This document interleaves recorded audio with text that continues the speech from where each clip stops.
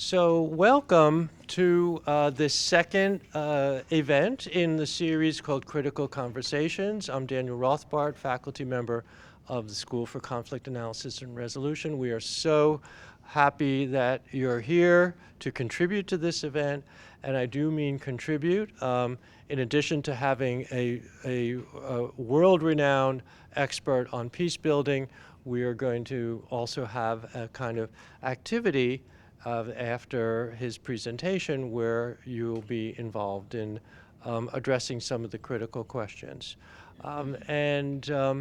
Before I introduce our speaker, I'd like to just invite, and I'm very pleased that Dean Alp Ozerdem is here to offer his introduction here. Thank you, Dan. Hello, good evening, everybody. Great to see you all. I just want to say a few things about the critical conversations and why we do this. But before that, I'd like to welcome our speaker, Dr. Luka Kuol from the National Defense University. Now, critical conversations as an event is really important for us, and we are trying to achieve a few things with this. First of all, we are trying to avoid silos here in the SCAR. And the reason I'm talking about silos is it's easy to have silos in any academic institution between the faculty and the students and researchers and alumni. And we need to create really platforms where we can actually get together and engage with each other on some of those issues that are critical and contemporary and timely, like some of the issues we will cover in this session. So that's number one. And I think the second really important priority is that, so we have excellent faculty here in the school, but also there are wonderful researchers like Dr. Kuol in other places. So we need to bring them over here. We need to really benefit from their expertise. So in a way, we are outreaching to expertise in different parts of the country and possibly world. So for example, next week, in November event, we will have a speaker from the UK. And so this is really one of the key objectives that we identify for ourselves, to be able to engage with the research excellence, wherever that is, whether it's in this country or beyond. And I think that the third issue that really matters for me, and as the title of this event is, whatever is on the theme, is the conversation, being able to talk to each other, the dialogue, all the things that we advocate in our curriculum, in our writing, but we need to practice that in what we do. And having the opportunity of that critical conversation, the way we design this room is in fact a good indicator of that. We want to sit around the tables, we want to talk to each other, but we want to do that in a kind of a constructive and a kind of a more structured way. So the way that this whole event is designed is that we have a speaker, and he or she is here for a fairly brief presentation. That is, it's not like a sort of standard conference presentation. But then we have two faculty members to respond to what they just heard, and then we open the whole thing to the room. Sort of doing that Q&A session in a more interesting way. So sometimes we have role plays, sometimes we have specific tasks for the groups. So in a way, this is not just like a standard seminar session. It's much more participatory, right?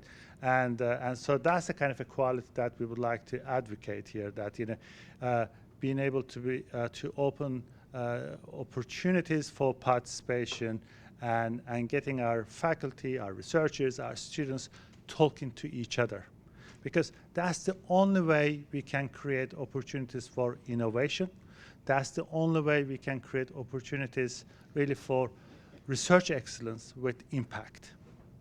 And research excellence with impact is our new tagline. SCAR is going to be a place where we can really value that, developing excellent research, but with a view of what are we going to do with that research? What's going to be its impact in real life, right? So we need experts like yourself to come and talk to us so that we can actually identify such opportunities. And within that, I think with the research excellence, really important point for me is that the so what question. So the responsibility of a public university and research institution, a school, I think there's a legitimate question of, you do all that, but with what impact? For me, SDG 16 is quite a good objective to bear in mind. Sustainable Development Goal number 16, developing just and peaceful societies. So I think as a school, we can think about what our contribution should be towards that SDG. So enabling communities to prevent conflicts and to build peace, right? That is, I think, what we are all trying to do here. But I think that overall goal is quite a nice umbrella for all of us, right? So in the future, I'll be coming back to you to think about SDG 16 a little bit more. Like what SCAR could do and should do to contribute to that SDG. Anyway, I'm using all of these opportunities to talk to people about what I have in mind in terms of the long-term vision of the school, but I don't want to take any more time of this session. So once again, welcome. It's great to have you here, Dr. Kuol. And now I'm going to hand over to Dan for the introduction. Thank you very much. Thank you very much, Dean Ozerdem. As the Dean mentioned, this is going to be an active event for you. That's why we have food, give you energy. Please feel free to take advantage of that during our session. As I mentioned before that event, of course, Dr. Kuol will give his presentation, and then we'll have very short commentaries by my colleague Agnieszka Paczenska, and I'll also say a few words. About our speaker, I think we all know here that peace building involves knowing the underlying causes, the processes of conflict, and the underlying possibilities for peace. And those are multiple. There's many causes, then there's many opportunities through careful, strategic, and deep understanding of what is possible. And many speakers, of course, are experts in one field. The rare person in our field is an expert in many dimensions, many systems, many sectors of society. That is very rare. And even the more rare person, very unique, is not only an expert in multiple sectors of understanding the conflict, but multiple realms of possible practice. So our speaker today is one of the extraordinary contributors on the world stage of peace building from multiple perspectives. He is a professor of practice for security studies at the Africa Center for Strategic Studies at the U.S. National Defense University. He is also associate professor of economics at the University of Juba in South Sudan, a global fellow at Peace Research Institute, Oslo in Norway, the South Sudan Alumni Ambassador of the Institute of Development Studies at the United Kingdom. This is a seriously impressive contributor at multiple levels, multiple sectors of society, a very rare person indeed, and it's a great pleasure and a gift that you come here to contribute to our program here. So thank you. Please join me in welcoming Dr. Kuol. So you have your. First, thank you very much for coming for this event. I hope I will be up to your expectations. In case I fail, just bear with me. And I think, as Dean said, it is about conversation. And I think these are very important, and it is good to highlight. But I'm really very delightful, Professor Dan, for inviting me to come and see such a beautiful place. And really, I'm so happy we are in the middle of the city. You don't see such a view. And so thank you very much. And I want to thank my colleague Joel also for helping me also to come here. I think this is very good of building bridges between the institutions, and we have a lot of things to share together. So what I will do to start the conversation, it is the whole lot of this issue of mass atrocities. It is an issue that created a lot of debate on the continent, but even globally. But I think it is very important really to unpack this one and to see what are the things, is Africa or even indeed the international community ready to avert these atrocities in the future. And the way I would like to start is maybe let me have a debate. I know it is one of your courses. Who can be able to define for me, what do we mean by mass atrocities? Yes, any idea? Any suggestion? What is it? What is these mass atrocities? Please, there's no wrong answer. Yeah. A removal of a large mass of people by violent means. Good, yeah. A lot of people by violent means. So violence is involved. Any other suggestion? Yes? Different organizations have made different standards that say if there are more than 100, 200, 300 people who are killed specifically for one purpose, based on political belief, ethnic identity, any sort of political leaning, by one other group of people, then that connotates a mass atrocity. Good, good. Fatalities. Any other view? I think that's very important because for any conversation, I think it is very important that we should be clear about some of these terms which we use. And it is true, when we talk about atrocities, usually there's a very narrow definition of it. First, a fatality of civilian, non-combatant people through the armed struggle. Over people, not less than 1,000 people killed within less than a year. So it's good to keep in your mind such a definition. But I will give you also another dimension, because when you talk about the death, you are actually living out the human dimension of suffering, whether it's social, economic, or even in terms of trauma, but even in terms of the suffering of people. So at least such a number may not be able to give us to capture the atrocities. The fact that we are inflicting suffering to humankind, I think that's a very important in a very massive way. That is what I would like to define. These are some of the efforts to gauge the risk of genocide or mass atrocities in the world. And this is where this institute, they decided to build a modeling to see how best you can forecast the risk of genocide. And they use a lot of perspective, public opinion, secondary data, and then qualitative assessment.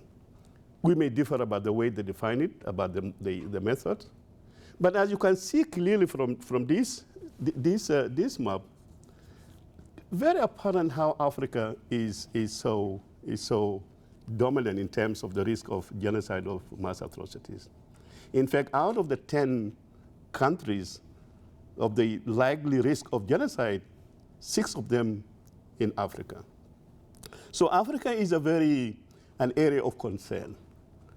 And then you ask your question, I will come to some other issues, the question why? And it's very difficult to find, but even before that one, you could see clearly also the trend. A very clear case, the genocide started declining over time. But then it started, as you can see from here, it started increasing considerably, which is very alarming in a sense that if it continues that pattern, then we are going to face a challenge for the year, because people thought that genocide should be an issue of the past. but it is coming back in a different form. I just want to link this one to what is happening in Africa. A clear case of a retreat of democratization in Africa. If you see this line, as of the year 2010, the democracies in Africa's countries started declining, while you could see a rising of autocracies in Africa. And actually, if you look at this one, it is very consistent with this trend that we are seeing here. So you could see clearly that the decline or the retreat of democratization in Africa, and then the emergence of autocracies, can easily be linked to the increase of the mass atrocities in Africa. But this picture should not conceal the fact that although you have the autocracy in Africa, the demand for democracy by the citizen in Africa is increasing. And I think this one we need to underline it in a sense. There's another force that in Africa, the demand for democracy is actually increasing. I mean, we have a very good indicator for democracy. The demand for democracy in Africa, almost about 70% of the people, they believe that they want democracy in Africa, despite the fact there's autocracy. But this is a very positive trend on the continent. Now, but in terms of Africa, what is the intention or the political will to prevent the mass atrocities? These are the countries that are actually rectified or have not rectified the Genocide Convention. And it is clear out of 40 countries, half of them from Africa. And I could say in terms of even the countries in Africa, about 37% of the countries on the continent decided not to ratify the Genocide Convention. And I want to indicate this one because these are very important to indicate the political will for this country to avert the genocide in the future. So this generally, as I said, I want to use the case of South Sudan. The way I'm going to do it, just painting the picture for the continent, but I want to zoom in to case of South Sudan. And the way I like to do it later on, as mentioned by Dean, we want you to be part of the conversation.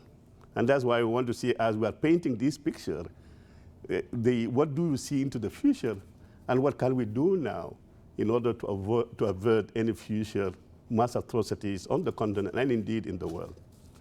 South Sudan. How many of you have been to South Sudan? In case you have been to South Sudan. I know once South Sudan is there, you don't raise your hand. How many of you have been to South Sudan? One, okay. So I have really a real uphill task. Just because I don't want to start from the, but I just give you some of the basic information about this country. It took its independence in 2011. It's a country that fought a war for identity and their freedom from a dominant northern Sudan, believing in Arabization and Islamization, while the South, basically Africans, having their own African beliefs, with elites, Christians. Since independence of Sudan in 1956, they had about two civil wars fought in South Sudan. And these civil wars actually along issues of governance, but also the issue of identity. There were about three, after the independence of South Sudan, about 5 civil wars in 1950s, and then in 1980s, and then in 2000 after the independence, and then 2 civil wars even after the independence. So it's a country that has been in a recurrent conflict and civil war. And they had about 4 peace agreements or 5 peace agreements in 1972, in 2005, 2015, 2018. and then having many transitions. And you know, transitions is a big challenge. A transition from conflict to peace, a transition from arms group rebel liberation movement to governing. Some people term the curse of liberation. Liberation movement, when they fight a war, but when they form, they go to the govern, it's so difficult because they have a mindset of liberation and they hardly govern well. And then also the transition from one country, and they were planning to have an independent country. And you know the transitions are quite bumpy, very difficult process. And they lost their leader, a visionary leader. And coupled with this one, a weak institutions, and then dependent on oil. A recipe for a curse of oil.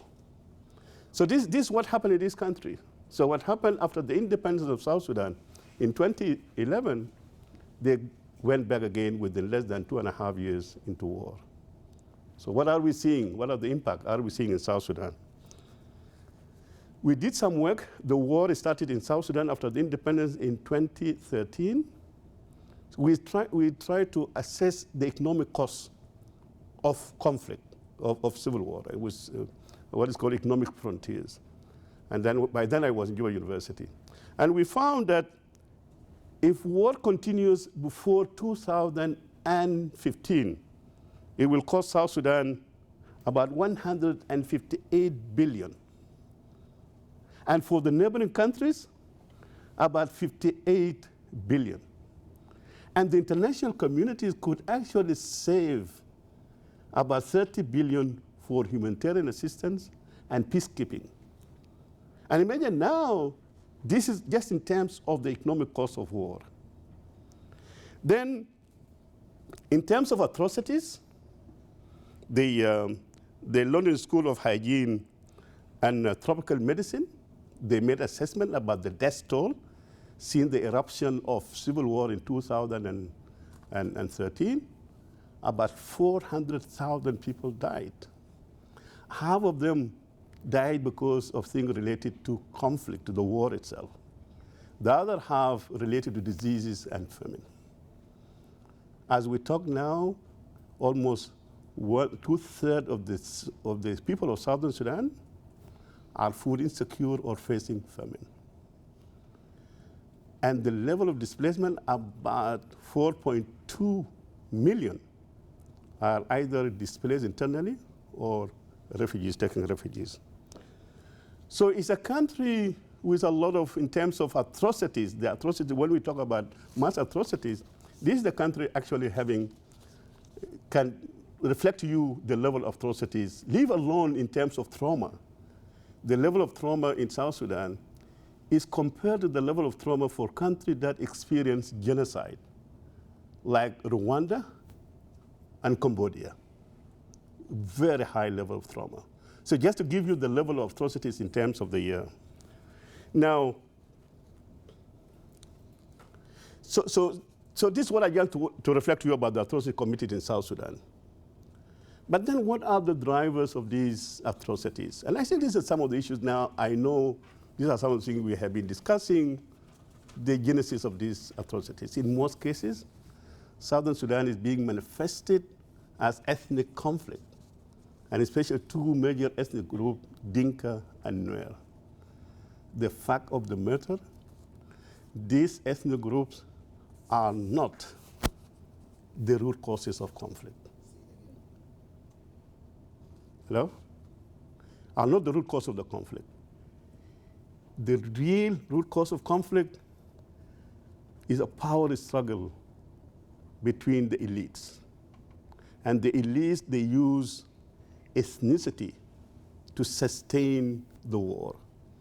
And that's a very important, sometimes when we look at South Sudan, it seems as if it's called what is called the ethnic politics. But I think, yes, I want to tell you this actually, that's not, the ethnicity is not the problem. It is the way we manage ethnicity, and ethnicity used as a tool for but we'll discuss more on this issue of two leaders are key in actually using the ethnic patronage in order to sustain the power. The president himself from Dinka, and he used the ethnicity of Dinka because he's the majority to accentuate and use it to sustain his power. His vice president, Riek Machar from Nuer, he also used the opposition in order to settle his power struggle with the president. So a country is led down by its elites, but not by the people. The people of Southern Sudan, I said, these are great people, and they fought the war for their identity and for their dignity. But beside that one, reconciliation. And I think it is good that, and these are some of the things that when we talk about reconciliation, there are certain prerequisites for reconciliation. A political will and a commitment by the leadership. South Sudan is a good example whereby reconciliation is used for lip services. Look at this picture. Pope kissing the knees of these rebels, just to tell them you have much to gain from the peace. This happened in April 2018 and 19. Immediately after they went to Vatican, they came back, they hardly even greet themselves. So who else can be able to help these people to unite? And what we know, that these people, the two elites, are hardly able to work together for them to implement the peace agreement. So reconciliation, for the sake of reconciliation, is not possible unless you have a real political will and political leadership. Coupled with this one, these atrocities, there are winners and losers. And in most cases, it is an industry whereby these atrocities are committed because some people are winning from it. Yes, the leaders of South Sudan are benefiting from the oil. But look at these countries. These are the countries that are having their companies, multinational companies, actually benefiting from the war itself. So you have another dimension, even when you talk about atrocities. In these atrocities, there are winners. And actually, this is a report came out very recently from the Senate report about the networking of how Southern Sudan is being looted by its elites, but equally by the multinational companies. And it is good to see the damage being caused in South Sudan is actually not only South Sudanese, but indeed the international community, and you could see the number of these countries. And it is amazing how they are becoming part of this industry that is looting, killing the people in South Sudan. There's also another dimension, the regional politics. This gentleman, Bashir, his interest was to see Southern Sudan not to succeed. And he was very insistent of how to destabilize South Sudan. Because for him, the secession of South Sudan, he believes this is a Western agenda, American agenda. And Southern Sudan should have not been given the independence. And he was actually instigating for the destabilization of South Sudan. Uganda playing a very big role also in South Sudan. But even the dynamics of regional politics center around key issues. First, the politics of oil, because Southern Sudan is a very rich country with oil, and is having an option to where can it export, because it is a landlocked country, where to export its oil. It is either through Sudan, because there's pipeline going to Sudan, but there's a possibility it can export its oil to the, So there's now they're exporting the oil through Sudan, to the Port Sudan, but there's a possibility they can export oil through Ethiopia or through Kenya down here. So there's a lot of politics about oil. Who will be able to get access to oil? Another factor, water Nile, the Nile waters. Southern Sudan is having about 45% of the Nile basin, the longest Nile, the river on the continent. It is in southern Sudan. But the real politics of oil, because Ethiopia and Egypt are fighting on this Renaissance dam. But in actual fact, South Sudan is a key. And then the last one on the leadership in the continent, especially between Ethiopia and Uganda, but hegemony of the region. So you have a lot of, when you talk about atrocities, you have to look at the regional dynamics and the way they contributed to these atrocities. Now, but one of the most important debates is about transitional justice. And this is the debate resulting in Africa having a problem with ICC. And one of the most important things is that should you have peace first and then you wait for justice, the sequencing between justice and peace. And that's one of the debates, for example, on Sudan. African countries, they felt that the ICC is pushing for justice at the expense of peace. And that the fact that most of the cases handled by the ICC, actually most of them are from the continent. And that's why African countries, they started trying to move away from ICC and looking for other mechanisms.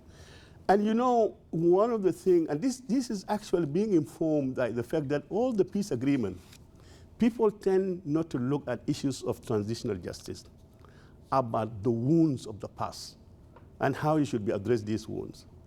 In most cases, we say, let us suppress them and let us focus on peace. And the moment you do that one, these are hidden tension, and you can trigger them at any time. In Addis Ababa Agreement in 1972, there was no any reference about transitional justice, how to deal with the crimes of the past. It is exactly even in the Sudan Comprehensive Peace Agreement, I was part of the negotiation. And we raised that issue of the issues of the transition justice. What about the atrocity committed? But then we came to a problem with Sudan and Southern Sudan, who to give up to give who.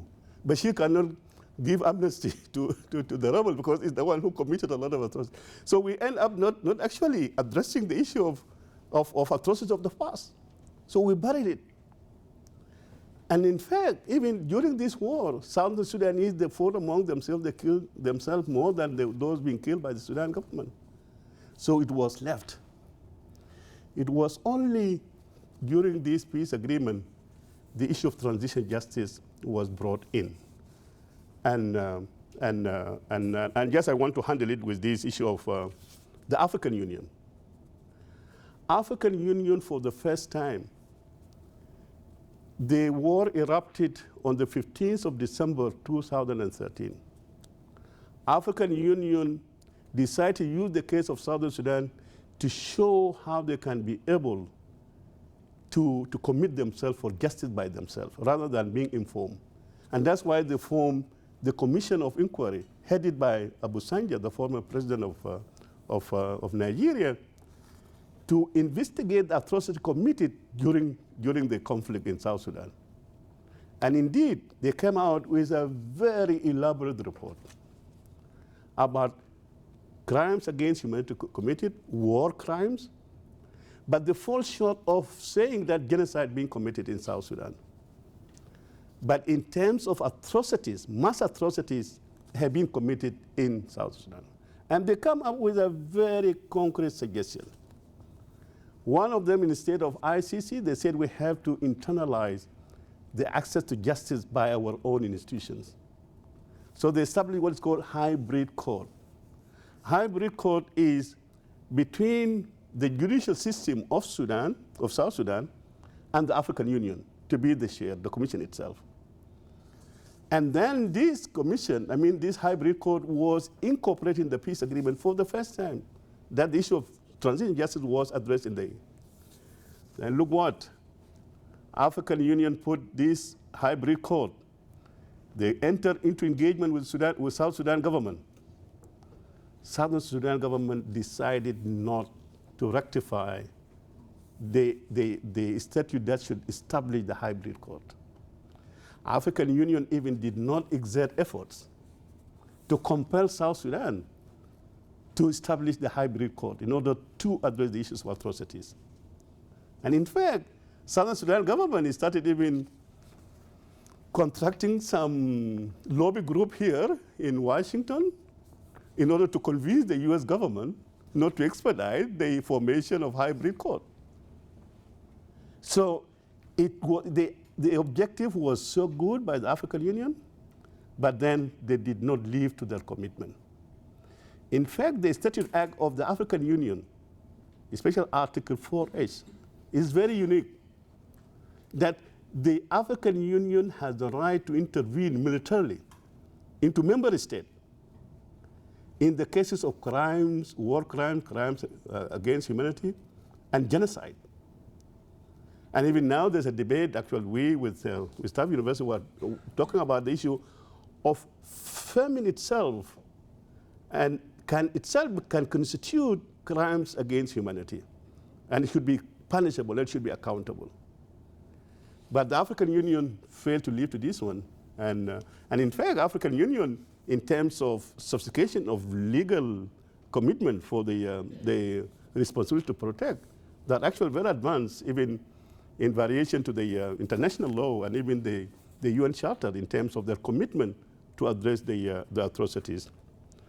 Now, I think I want just to take some few, because I want to get into some of the discussion, the whole lot of sequencing between justice and peace. It is unsettled debate. And I think I would like to put to you, yes, sometimes people can, yes, we can have both, but it's very difficult. It's very difficult. In most cases, it is easy that people will be caught up with this issue of let us have peace at the expense of justice. And it's a big challenge if we are talking about how to address atrocities. I think we may need, as of now, and the commitment, as you say, as Dean said, the goal 16, by 2030, how are we going to see these mass atrocities in Africa, but even in the world? Because that's the debate we want to see to project what is the future for these atrocities in Africa. And coupled with this one, the future of democratization in Africa is a very hopeful. You have a voices of the citizen, but you have a very autocratic government coming in, a retreat from democratization. Some leaders are now not only changing the constitution to change the terms limit, but even the age. So they're becoming so determined, becoming what you call the dinosaur, the autocratic dinosaur on Africa. And it's very difficult for you to remove them. And then maybe we may need to look down also to these local initiatives in responding to some of these atrocities. So this is how I want to stop, because I just want to let you to have engagement with you, and thank you very much.